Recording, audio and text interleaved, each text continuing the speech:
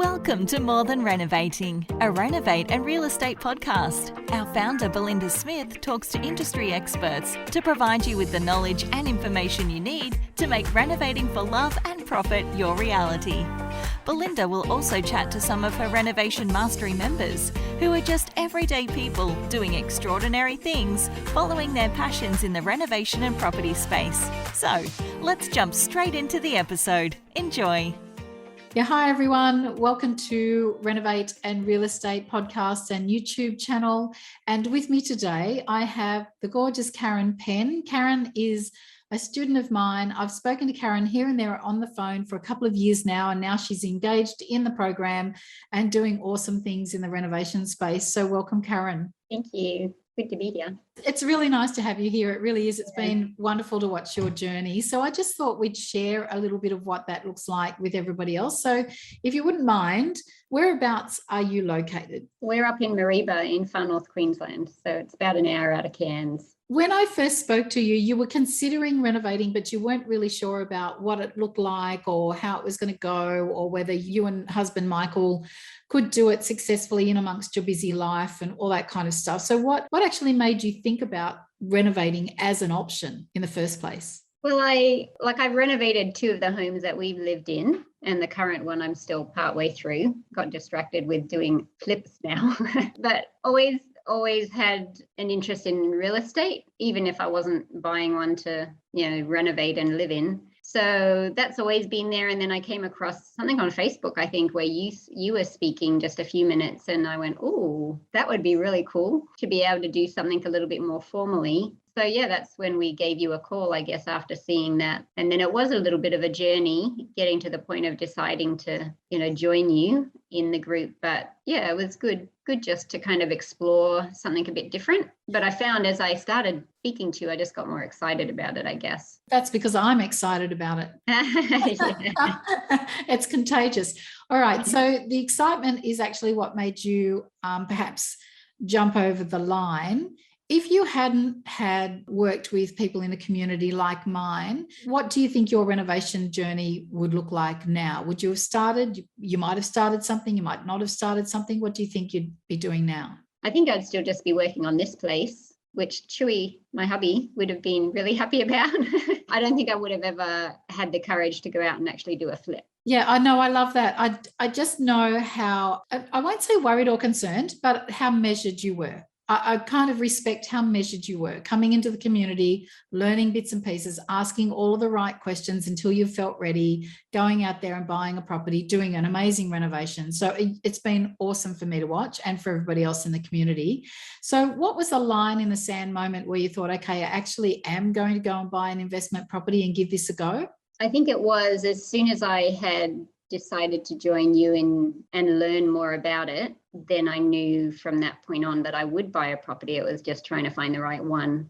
Up here in Mareeba, it's a little bit more difficult, being a very rural town. Yeah, I was able to find one that's an unusual property for up here, so felt like it had the potential to be a little bit unique. So tell me about that property. So 3/4 of an acre, most of it is bush, and backs on one of the rivers here called Granite Creek. So it's got riparian rights to the river, which is really lovely. And about 2/3 of that, about half an acre, is all bush down to the river.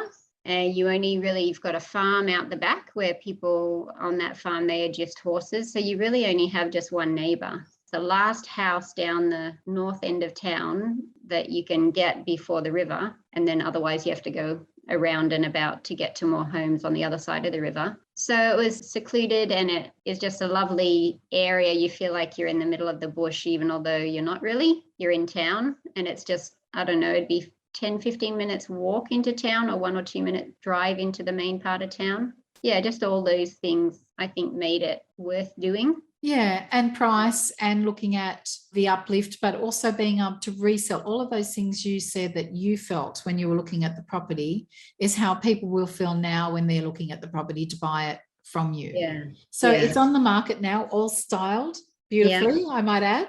Thank you. So how did you feel doing all of that? Good. Mostly I got ideas from Pinterest and I wanted to give it a go. That part I really enjoyed as well, as much as I think probably a professional stylist would have come in and done probably a little bit upmarket job than I did, because they would have had their hands on so many of the things that they would normally use. But it was a really fun part that I enjoyed doing, so decided to go ahead and do it myself anyway. Pleased with how it worked out. Yeah, I'm the same. It's something that I can't help myself but do myself, because I like to shop, I like to find things, I like to repurpose, I like to imagine what rooms are going to be like. And so it's a really nice part of the process. So let's talk about the renovation itself. What did you do to that home? It's a concrete block home and it had 3 bedrooms inside, 1 bathroom. It also has a big tobacco barn, old tobacco barn from up in this area when they were growing tobacco up here. That was really, the old tobacco barn was really rough.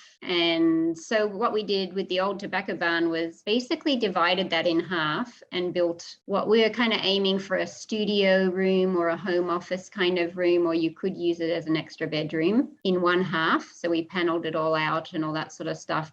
Sanded the floors. The other half we left really rough as a man's workshop, which is what the whole place had been before. It's huge, so there's still a huge workshop there. And then inside the house, we ripped everything out. So we put in new bathroom, new kitchen. We knocked down a wall between the kitchen, dining, living. And so it opened that whole area up. And we also, there was an outdoor laundry accessed via the veranda. And we knocked a hole in the wall of the 1 bedroom to make an ensuite. And then we put the laundry just outside the door of that and built a screen around the laundry. So it's an outside laundry, but they have an ensuite. So now it's 2 bathrooms and 3 bedrooms inside with the extra bedroom or office cum studio out in the shed area. So fantastic ideas, and based on the location, really worthwhile doing those changes. And the tobacco, it's beautiful. The flooring in that tobacco, the old shed is gorgeous. I wanted to leave the character. I didn't kind of I filled some holes because somebody had some big machines in there and had run the cords through the floor, so I had to fill some quite major holes, but I wanted to leave all the nail holes and all that sort of stuff to give it the character. So I'm really pleased with how that worked out. Yeah, it's absolutely gorgeous. You can feel the history when you look at that shed. It's beautiful. All right, so from start to finish, how long did this renovation take you? Too long. we both laugh at that question because we know the answer. It's been about 8 months. I was working on it probably on average 4 days a week, when I take out, running my son to lessons and, appointments and things like that. It probably ended up being 4 days full time. And then I also ended up spending a month down in Melbourne for my son's wedding. And so you take those out of that. But from the time we bought it till now, it's been about 8 months. 8.5 months. I know that you always say, that's really slow, but family's family. And I know your mum hasn't been well as also. And so these things can slow us down. In the end, the market is protecting you because the market is being fantastic. Just talk figures of what you bought it for and what do you think it might sell for? Okay, we bought it for $320, and the plan was to do maybe a $60,000 renovation on it, and we were planning to do that in hopefully I think we budgeted for 5 months max, thinking, surely we'll be done by then, and then we're hoping to sell it for $475. So all up, it's cost us quite a bit more in the holding costs because it's taken us quite a bit longer. And then when we actually went to work on the tobacco barn, we had to take some old rotted logs down one side facing the farm, some old kind of weatherboard kind of wood, and we found that the wall was actually leaning out. And so for a while there, the builders actually had it ratchet strapped together to hold the building upright. That building actually cost us more than we were expecting as well, just the extra work in reinforcing that building and doing that work. So a few things cost a little bit more, but with buying costs, selling costs, and renovation, I think it'll come to around about $100,000 of what it will cost us. We can get $475, hoping we can make about $50,000 on it. Which is awesome for your first renovation. So you did a lot yourself. Tell me about what you did yourself that you would probably choose to get somebody to do the next time. Yeah, I found especially while my son is still at home, he's just got one more year of school and then he'll be probably out of home. And then I will have more time. I basically did whatever I could do. When the electrician was there, I was up in the rafters helping him hang the wires and pull the wires through. When the builder was there, I would work with him on different things. My son and I, we bought the house together, we went and got a secondhand kitchen. So we fitted that into the house. Thankfully, my son was only there for 3 weeks in the end because it took a while to get the house. So he had to go off to uni. But he helped me literally pull out everything. So pull up all the flooring, all the carpets, all the lino, pull out the kitchen, knock down the wall, pull out everything from the bathroom. So he did a lot of the hard, heavy stuff, which was really helpful for me. And then I came along and I painted it all inside and outside, finished off the kitchen, like did all the ordering of everything. I was the one that figured out, what we wanted. A lot of the stuff I was able to actually buy on Facebook Marketplace. Amazing the number of people that get halfway through a reno and change their mind. And then they sell, like we got a bath half price that we would never have dreamed of buying because they changed their mind halfway through a reno. So it's like picking all that sort of stuff up is always down in Cairns, which is an hour away. So a bunch of running around. The builder was going to teach me how to tile, but in the end, I just saw it going so slow. I just said, no, you do it this time and teach me next time. I was going to do the floor myself again, but again, just to try and speed up the process, I got somebody in to lay down the floor, which is the hybrid vinyl plank. We did the floor in the outbuilding ourselves, sanded and polished that. Painted everything. I've got some guttering, not guttering, downpipes I still need to put up. Oh, the other thing I did was landscaping, and that is one of my passions, is gardening. So yeah. I enjoyed the landscaping. So out of all of those tasks that you took on DIY, what did you really enjoy doing and learning? I'd probably give up and outsource the flooring again, and even the tiling and the painting, because I found with the painting that did not work well with my neck. I was constant, with looking up constantly and that sort of thing that really played havoc with my neck. And so those things I would probably pay somebody to do, and also just to speed up the process. Yeah. And to hurdle some of the overwhelm of the amount of jobs there are to do, to get someone in to do that, they're in and out in a day or two. Yeah. And then you can put your energy into the next component. I am glad I did it all myself this time, though, as much as I could. I didn't do all of it because I feel like I've got a much better idea of how to do things and what needs to be done. I'm glad I did it, but I won't do that again. No, that's awesome. We all come to that conclusion. All right. So what are the top 2 things that you learned, do you think, during the process? One bite at a time. I kept having to say to myself early on, especially, how do you eat an elephant? One bite at a time. That's fantastic. Yeah. So just focus on that one thing. I can do that one thing. If you look at the big picture, at some points it was tempting to get overwhelmed, especially when my son left. If I could have had him for another couple months, that would have been perfect. When he left, it was like, yep, okay, I can do this. I just got to tackle one little thing at a time. And what else did you learn? That I can do it. Yay, I love that. Yeah. I thought you'd say something really practical, like I learned all about sanding floors, but I love that because honestly, out of everybody who starts a dream of renovating or flipping homes, the hardest part is to start and get through one project. And once everybody gets through one, they're like, I can actually do this. Many of us have done our own homes, and I don't know why people are so worried about doing investment properties, but you've been an absolute joy to watch because of that. I've just seen you grow in confidence, and it's been really rewarding for me. All right. So how do you feel about the whole experience as a whole? Yeah, great. I've loved it. I don't think there might have been maybe 1 or 2 days when I felt like, oh, I just don't want to go. Generally, I would get up in the morning and I was pushing it time-wise. I would try and get up and do everything I would normally do here before I went off, try and get to the house by 8, come back around 5:30, and then still have to do everything here. Dinner, housework. Yeah. So all those normal things. But I coped with it and I loved it. There wasn't really, even though it was a bit of a slog in the middle there, I think that was the hardest thing. At the beginning, you could see everything being ripped out and cleared out. In the middle, you were busy and not much to show for what you were doing. And then near the end, you started to see everything coming back together again. That was the rewarding and fun part. So in the middle there was a little bit more, oh, am I ever going to get through this? And that's mostly when I had to remind myself, okay, just one bite at a time. Once you've done this, you don't have to do it again. You know? It's a really good plan. You can tick things off your list one at a time. Yeah. So when you styled the property and when you walk back through, perhaps with the real estate agent to get those photographs taken, how did you feel? Yeah, I loved it. There was a couple of times I just went over there and sat and read my Bible and just had time to myself, just sitting over there, because I actually really loved the property.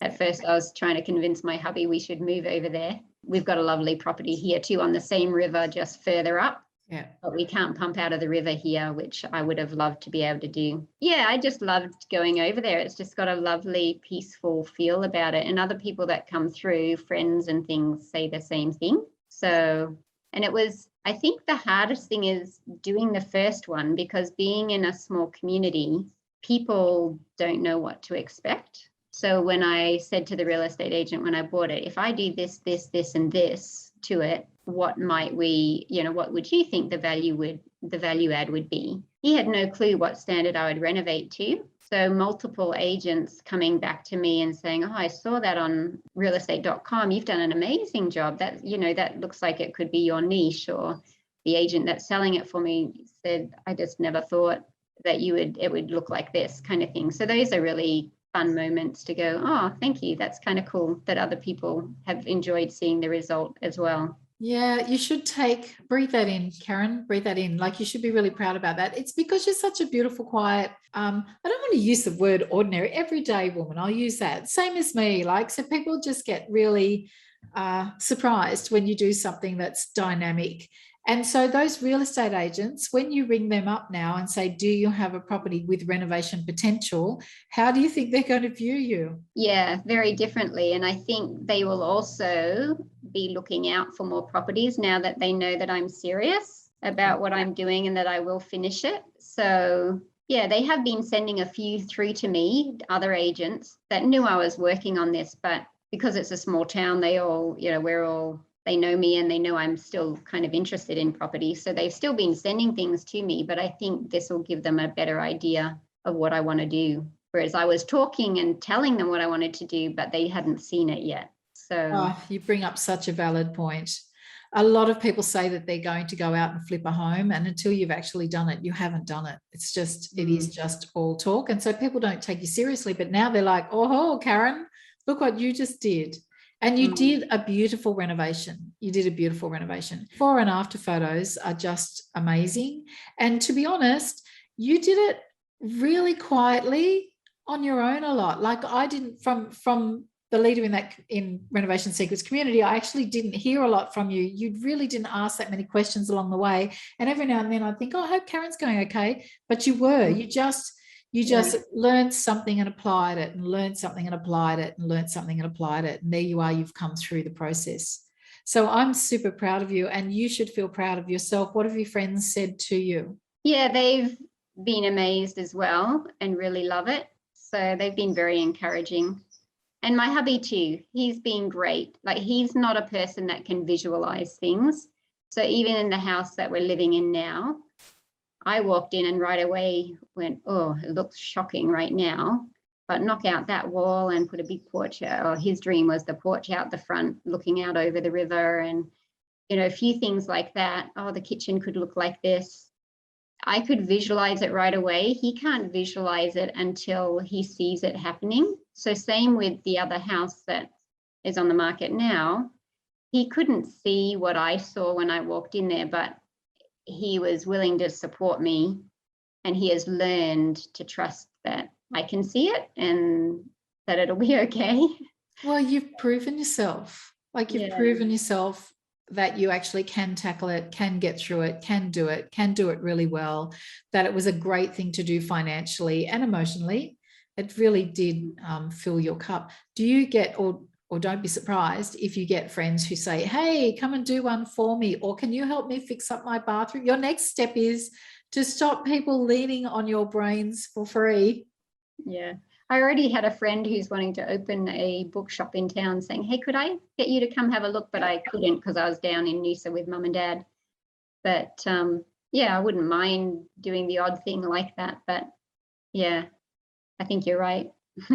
Yeah, no, that they'll call you in. Don't worry about that. And that was something that now everybody has seen, that last renovation, as well as the work you've done previously on your own homes. But as you start to flip more consistently, people will just ask you questions and assume that you'd like to do business with them, etc. That's a whole new level. So just to wrap it up, how do you think the whole experience made you feel? And do you think it was a good thing for you personally and financially?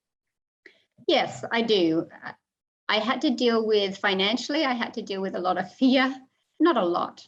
Every so often I would stop partway through and go, oh my goodness, I hope we're going to make money on this. Yeah. But because I could see that it was costing us more, but like you say, the market has risen. So that's kind of saved us. Otherwise, I'm not sure how much we would have made, but I had to really work through the fact that even if I didn't make money, I now have all the tools, I have a lot more knowledge and a lot more confidence, and I'm getting myself out there in the marketplace from an agent point of view. So I had to come to a place of going, that's okay too. I'm okay with, got to be okay with that. And then as long as I was okay with just sitting there, of course, I would like to make money for 8 months work. Yeah. But if I didn't, it wasn't going to devastate me either. So that's been good. Do you think it's been good for you personally? Yeah, I think it's made me grow a lot. I've grown a lot in just being confident and going, you know, when you're drilling holes in the roof, you've never done this before for downlights, right? Just put up new plaster. I'm going, boy, I hope I don't mess this up. Yeah, you just kind of go, okay, God, help me with this, and give it a go. And it worked. I went, oh, wow, that's cool. Okay, I'll try another one. You know, so just giving things a go and learning how to do them, and practically just learning a lot of things as well, not just how to do things like physically doing the work, but I learned that up here in Mareeba, because termites are such a big issue, when you cut the slab to put in, when we cut the slab in both bathrooms, then we had to pay extra to get termite people to come in and check the slab and put down special stuff again before we covered it up with tiles. So I learned all those sorts of things that will help me price out another home more. Oh, yeah. You learn how to do things faster. You learn how to do things better. You know what to expect. And most importantly, those real estate agents will take you very, very seriously, and they'll bring you properties before they hit the market so you can buy at a better price. All of those kinds of things. It's been amazing to watch you go through that renovation. I'm really glad you've turned out with profit, and I know it's going to sell very well very shortly, and I know you've already had offers, so that's great. I'm excited to see your next one. You know, there's some phone calls. I'm on the phone a lot, and some students pass through my course and my world. You're one of my favorites. Can I say that out loud? I already have, because you just had the conviction to follow your thoughts and your actions, you know, just like one step at a time. I was just watching it all unfold going, yeah, you go, girlfriend, you're doing this, and you did really well. And so I was really pleased to see that styled product when you finished. I just did a big, you know, leap in the air and a high five all to myself, because I was so proud of the work that you did. So congratulations, Karen, and thank you for being part of my Real People and Real Renovations podcast series. Oh, thank you. You're very welcome. It's been fun. It's always fun chatting with you, Belinda. Oh, thank you. I like humans too. Yeah.